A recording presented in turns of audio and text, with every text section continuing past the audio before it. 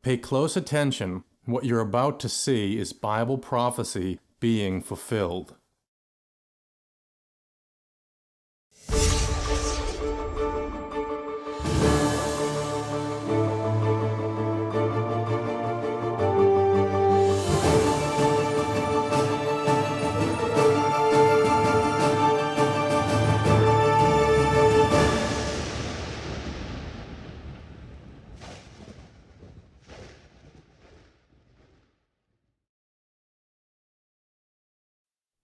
Welcome to another edition of YPN News, bringing you news as it relates to Bible prophecy and foretold by Israel Hawkins, where we're going to talk a little bit about a mega drought. Of course, we've been seeing how dry it's been over in the western part of the United States and the fires that they've been having there. Also, the Pope's thoughts on the conflict that is taking place over in Russia and Ukraine. And also, we're going to look at NATO, who is now activating forces amidst that unrest there between Russia and Ukraine. But first, we're going to start off with the western parts of the U.S., which has been experiencing a mega drought, like we mentioned, that is said to be the worst such mega drought in 1,200 years. The results of the drought has dried up water supplies, threatened ranchers, and spurred multiple and massive wildfires. Well, Lakes Mead and Powell, two of the largest water reservoirs in the U.S., reached their lowest recorded levels. Now, although mega droughts have come and gone in the past, but this current one, now 22 years long, has been driven mostly by human-caused climate change. Because of the warming atmosphere, this drought is 40% worse than previous and will continue to get worse. This latest study on the drought was published in the journal Nature Climate Change. That's right. Park Williams, the lead author of the journal, said that proof of the current extreme drought can be found in the rings of the trees that are found in the western part of the United States. Now, the rings correspond to periods of drought based on the amount of water that the trees had available to them during that year. Well, based on research showing that mega droughts date back to the 800s, not 1800s, right, but the 800s. Until now, researchers are able to collect additional data to determine the impact that humans have had on the climate since the 9th century.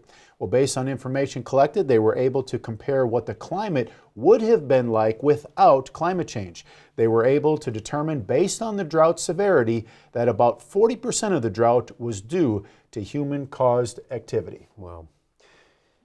Well, in Ohio, poultry farmers are on high alert after neighboring states have detected the highly contagious avian flu in flocks of both chickens and turkeys.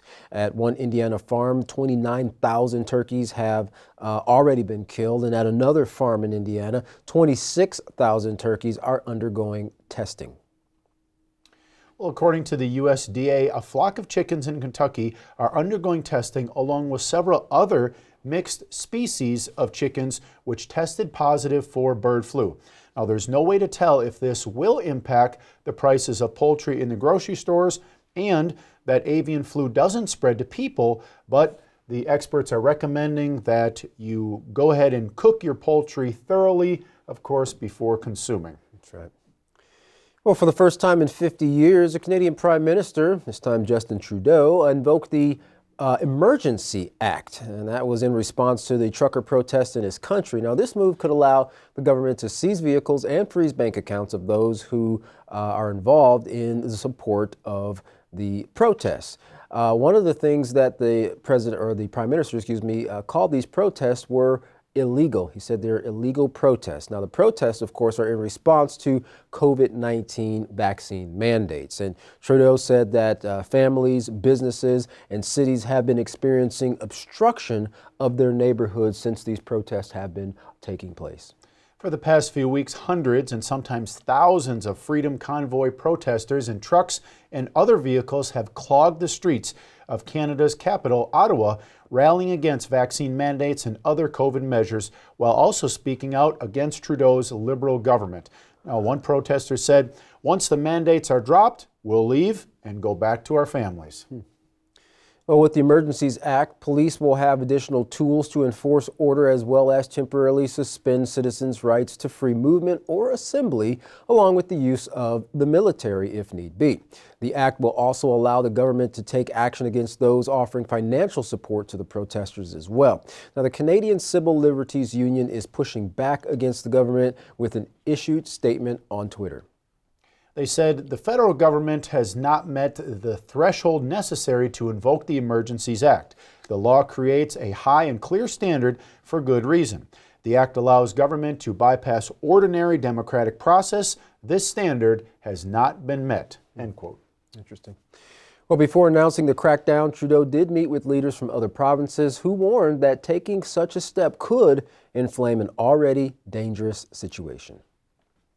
Well, we're now going to turn to our field correspondent, Larry McGee, who is covering a couple stories for us, the ongoing Ukraine crisis. But first, he's going to talk about the Eastern Orthodox Church. Larry, what's the latest taking place in the church? Though many of the conflicts which are dominating headlines at present might immediately cause one to begin thinking in political terms, the truth is that in a great majority of the cases, the tension fueling conflicts have their roots in religion. Eastern Orthodox churches in Ukraine began cutting ties with their Russian comrades a couple years ago due reportedly to grievances related to propaganda coming out of Moscow. And in response, Russia had promised that there would be consequences. Still, the sect's leader Bartholomew and then President of Ukraine Petro Poroshenko pushed ahead with the move that they claim was necessary for Ukrainian independence, religious and otherwise. The Eastern Orthodox Church is reportedly the largest Christian organization after the church in Rome. With that for background and fast forwarding to today, Moscow is apparently intent on keeping its promise as Russia has now moved militarily into several areas of Ukraine. Have a look at this video of Ukraine's ambassador addressing the Russian ambassador in the UN. It's too late, my dear colleagues, to speak about de-escalation. Too late. The Russian president declared a war on the record. Should I play the video of your president? Ambassador, shall I do that right now, or you can confirm it? Do not interrupt me, please. Thank you. Then don't ask me questions when you are speaking. Proceed with your statement. Anyway, you declared the war. It is the responsibility of this body to stop the war. So I call on every one of you to do everything possible to stop the war. This isn't called a war, this is called a special military operation in the Donbass. Relinquish your duties as a chair. Call Putin, call Lavrov to stop aggression. And I welcome the decision of some members of this council to meet as soon as possible to consider the necessary decision that would condemn the aggression that you launch on my people. There is no purgatory for war criminals. They go straight to hell, Ambassador. I wanted to say in conclusion that we aren't being aggressive against the Ukrainian people, but against the junta that is in power in Kiev. There are no more speakers on the list. This meeting is adjourned. And of course, Rome is also involved. The Pope recently delivered this statement concerning the escalation. I have a great pain in my heart for the worsening of the situation in Ukraine. Despite the diplomatic efforts of the last few weeks, ever more alarming scenarios are unfolding. Like me, many people around the world are anguished and worried. Once again, the peace that belongs to everyone is threatened by partisan interests.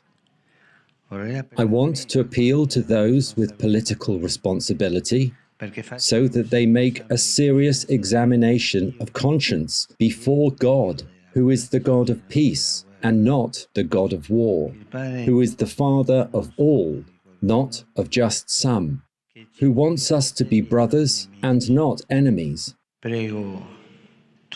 I pray that all sides abstain from any action that could provoke more suffering to the populations, destabilizing coexistence among nations and discrediting international law. Along with that, the Pontiff is reported to have paid an unprecedented trip to the Russian embassy situated in Vatican City. The move is said to have been an effort to connect politically with President Putin, who reports say has launched a full-scale invasion of Ukraine with 200 attacks so far. Media sources are posting multiple videos of missile strikes in several key areas throughout the country, and there is now additional concerns of yet another nation beginning to bleed thousands of refugees. The Russian offensive is being called multi-pronged for its wide sweep and assault on various elements of Ukraine's infrastructure. If President Putin's objective is to seize the country, then analysts say we can expect the assault to push forward very quickly. For YPN News, I'm Larry McGee, Katan Jeff. Back to you. Well, the Pope is definitely itching to become a, kind of a mediation party between Russia and Ukraine, but Putin's real hesitant on that as this crisis between Russia and Ukraine is ongoing. Well, Russia had issued warnings, to indicate it would close much of the neutral waters of the Sea of Azov. The purpose of this move was to completely block the Ukrainian Navy from moving their warships in a position where they could strike the southern part of the DPR, or Russian territory. There is an additional force of Russian warships that passed through the Kerch Strait a day earlier, heading toward the Ukrainian coast. Well, according to aviapro.net news agency, Russia is currently in control of Azov's waters. Now, the goal is to protect the Donetsk and the Lugansk People's Republic. Now, Russia has said that if there is even the slightest aggression towards these areas, it won't hesitate to use its coastal missiles to destroy enemy ships. Well, prior to this closure, and also that along Ukraine's coast in the Black Sea, Russia had said it would be holding missile drills February 13th through 19th. This was the reason given for the closures to begin with. These closures have been the largest in 8 years for such naval drills. While some were concerned this was a military buildup against Ukraine, others were hoping it was just a large-scale exercise getting ready to take place in Belarus. However, that was not the case, as the invasion of Ukraine did come to pass. Well, now as the seriousness of the situation increases, U.S. officials are warning casualties in the crisis could be as high as 50,000 civilians, 25,000 Ukrainian military, and up to 10,000 Russian soldiers. Well, please note that the figures are only taking into account the use of conventional weapons. Things are eerily reminiscent of the Cold War era, and worries that Russia will turn towards using its massive nuclear arsenal, which we know they have, I think they are the leading nuclear power. There's a number of nuclear weapons. That's right. Over 6,000 nuclear warheads, confirmed at least.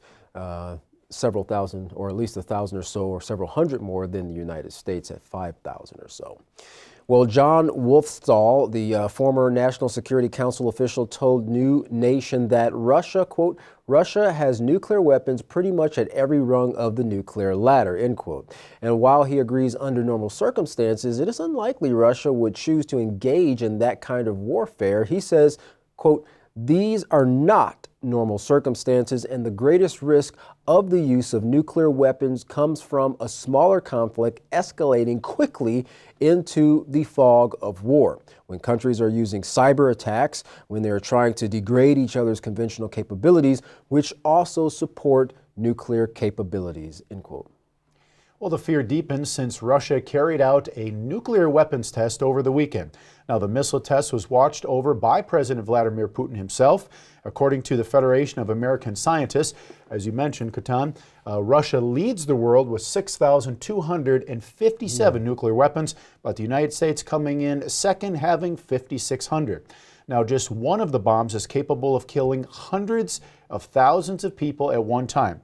Before Russia's nuclear test, U.S. President Joe Biden told reporters concerning President Putin, quote, I don't think he is remotely contemplating using nuclear weapons. And if you remember that statement as we tied into our last article, you'll see that President Putin is thinking a little bit differently. Yeah, and as many people have said in times past, including presidents, any war fought with nuclear weapons will be pretty much the last war that'll be fought. And the next one, if there is one, will be fought with sticks and stones. That's how far back it'll blast us into kind of the Stone Age, so to speak.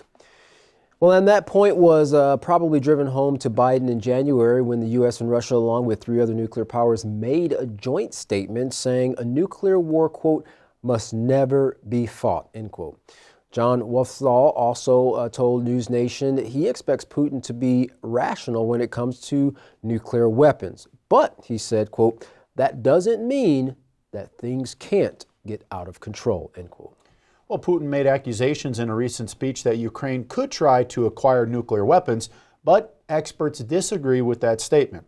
This is because in 1994, Ukraine gave up their nukes after making an agreement with Russia to respect its borders and sovereignty.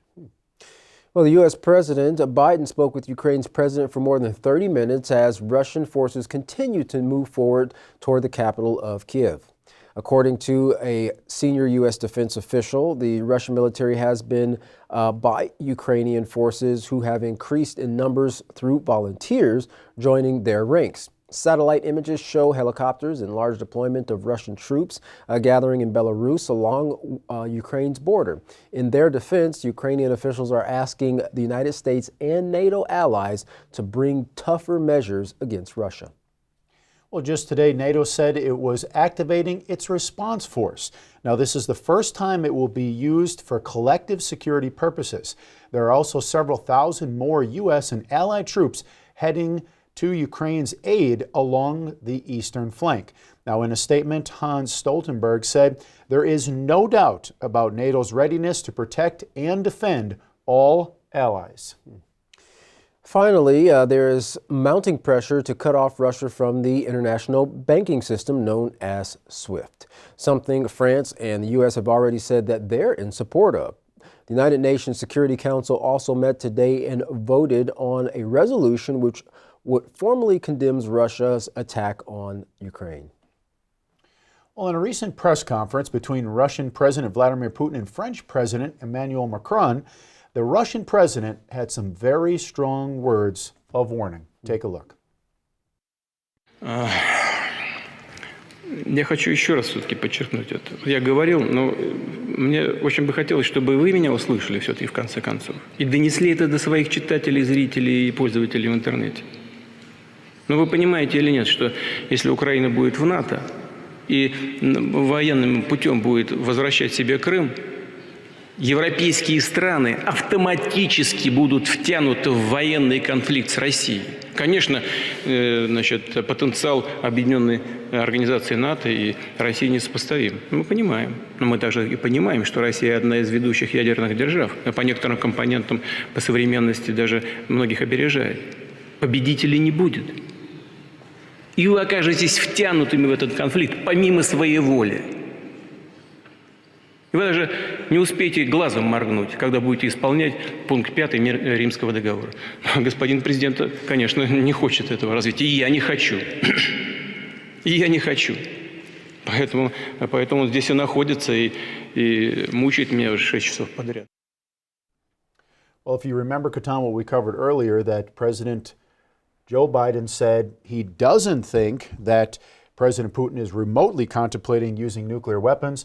But there you see that Russian President Vladimir Putin was reminding everyone just how strong of a nuclear power Russia really is. So, you know, they're hoping it doesn't go that way. But as you can see with the Russian president, he's saying if all NATO joins together, we still have these in our back pocket, so to speak. Yeah, and it's kind of like Russia's not going to go down without a fight, and become subject to the wishes or demands or the forces coming from Europe. Primarily, it seems like he really has some opposition to the Catholic Church. Russia does not want to have anything to do with it, and we know NATO is closely tied in with the Vatican, and so, his pushback is very strong, and he would rather go out in a nuclear fight than to be subject to that government. Yeah. Oh, terrible. Well, if you'd like to learn more about these stories, contact the House of Yahweh. When you do, don't forget to request your free copy of the Prophetic Word magazine and monthly newsletter. Here's how. To contact the House of Yahweh, you can write them at the House of Yahweh, P.O. Box 2498, Abilene, Texas 79604. You can call them at 1-800-613-9494. Visit them on any of their websites by going to Yahweh.com, YisraelHawkins.com, or Yahweh'sBranch.com. You can also visit our website by going to YPNnews.com. You can email the House of Yahweh at info@yahweh.com. And for all calls outside the United States, please dial the number on your screen. And don't forget to look up the best aid to assist you in studying the scriptures, the Yisrael Says, and the Ask Yisrael program found online. Anywhere you have a computer or any way to get on the internet, you can go there by typing in YisraelSays.com or AskYisrael.com. Well, don't go anywhere. Up next is another message from Yisrael Hawkins. From all of us here at YPN News, I'm Jeffrey Heimerman. And I'm Katan Alexander. Thanks for watching.